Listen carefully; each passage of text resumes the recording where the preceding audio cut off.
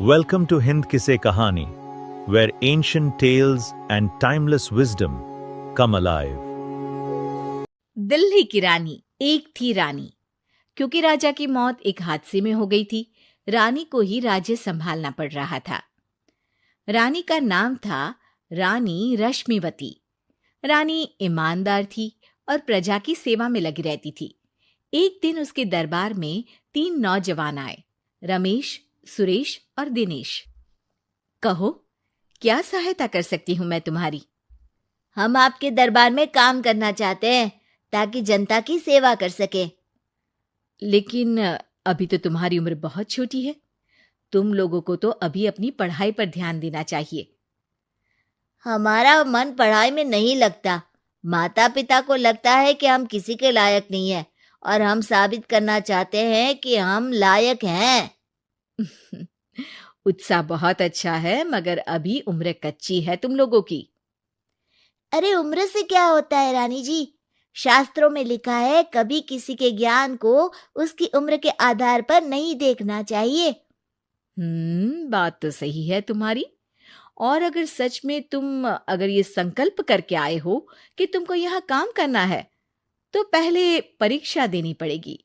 3 परीक्षा, एक शारीरिक परीक्षा, एक बुद्धि की परीक्षा और एक देशभक्ति की परीक्षा। और ये क्या है? वो मंत्री महोदय तुम्हें समझा देंगे। हमारे पास समय नहीं है।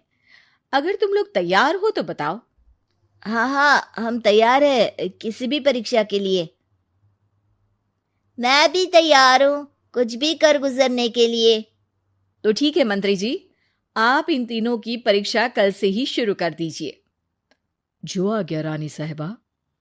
अगले दिन से ही तीनों की परीक्षा शुरू हो जाती है। पहले शारीरिक परीक्षा, यानी किस में कितना है दम, ये देखेंगे हम। क्योंकि शरीर में दम होगा तभी तो प्रजा की सेवा में दम लगा पाओगे। हमें क्या करना होगा? वो पेड़ दिख रहा है, जो सबसे पहले चढ़ेगा उस पे दरबार में नौकरी पाने के अवसर उसी के बढ़ जाएंगे। मैं चढ़ता हूँ। अरे रुको रुको, गिनती गिनने दो। 1, 2, 3। 3 की गिनती के बाद रमेश और सुरेश भागकर पेड़ के पास गए, मगर दिनेश आराम से पेड़ के पास गया। जैसे ही रमेश और सुरेश आधे पेड़ तक चढ़ गए, दिनेश ने उन दोनों की टांग पकड़ के उन्हें नीचे गिरा दिया और खुद पेड़ पर चढ़ गया। दिनेश की जीत हुई। अरे लेकिन इसने बेईमानी की। बेईमानी नहीं की, बुद्धि लगाई। शरीर के दम के साथ दिमाग में भी दम होना चाहिए। क्यों मंत्री जी? हाँ, बात तो तुम्हारी सही है। लेकिन बात अगर बुद्धि की है तो बुद्धि की असली परीक्षा हम कल लेंगे। शाम को जाकर मंत्री रानी को सब बता देते हैं। यानी दिनेश उन सब में ज्यादा होशियार है। जी रानी साहिबा। अगले दिन तीनों की बौद्धिक परीक्षा का समय होता है। आज हमें क्या करना है मंत्री जी? थोड़ा सब्र करो, कल जल्दबाजी में ही हारे थे तुम। सही कह रहे हैं मंत्री जी। अरे तू क्यों ज्यादा बोल रहा है? तू भी तो हारा था ना कल। ए दिनेश, ज्यादा होशियार मत बन। अरे लड़ो मत। आज की परीक्षा पर ध्यान दो। आज की बौद्धिक परीक्षा में ये कुछ बोरे हैं, कुछ में नमक है और कुछ में रुई। जिसको जो ले जाना है उठा लो। देखते हैं कि कौन जल्दी से कोई भी एक बोरा नदी के उस पार लेकर जाता है। समय शुरू होता है अब। तीनों बोरों की तरफ बढ़ते हैं। सुरेश, नमक की बोरी भारी है, ले जाने में मुश्किल होगी। हाँ, सही कह रहा है। रुई हल्की है, हम दोनों रुई लेकर चलते हैं। अरे भाई, मैं तो नमक लेकर जाऊंगा। रमेश और सुरेश ये सोचकर हंसते हैं कि आज तो दिनेश हार ही जाएगा। दौड़ शुरू होती है। 1, 2, 3। तीनों नदी की तरफ भागते हैं। रुई में वजन कम होने के कारण रमेश और सुरेश आगे निकल जाते हैं और दिनेश थोड़ा पीछे। पर जैसे ही वो सब नदी में जाते हैं, दिनेश की बोरी का नमक गलने लगता है और वजन कम हो जाता है, जबकि रमेश और सुरेश की रुई में पानी भर जाता है और बोरी का वजन बढ़ जाता है। अरे ये इतनी भारी क्यों हो गई रमेश?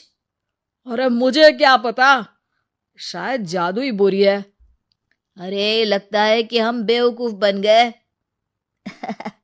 बने नहीं हो, तुम हो ही बेवकूफ। इतना तो पता होना चाहिए कि पानी में नमक गल जाएगा। दिनेश का पूरा नमक गल जाता है और बोरी खाली हो जाती है। वो जल्दी से रेस पूरी कर लेता है। इस परीक्षा के विजेता भी दिनेश ही हैं। उसने दिमाग लगाकर दिखा दिया कि वो बौद्धिक परीक्षा में भी रमेश और सुरेश से आगे है। अब कल तुम्हारी देशभक्ति की परीक्षा होगी, जो स्वयं रानी मां लेंगी। रात को फिर मंत्री रानी के पास जाकर बता देते हैं कि आज की परीक्षा में कैसे दिनेश ने अक्लमंदी दिखाई और बौद्धिक परीक्षा में भी उसी की जीत हुई। अरे वाह, दिनेश तो हमारे बहुत काम आ सकता है। हम उत्साहित हैं कल की परीक्षा के लिए। वो तो ठीक है रानी साहिबा, लेकिन हमने सुना है कि पड़ोसी राज्य का राजा आकाशदीप हमारे राज्य की सीमा में घुसपैठ कर रहा है।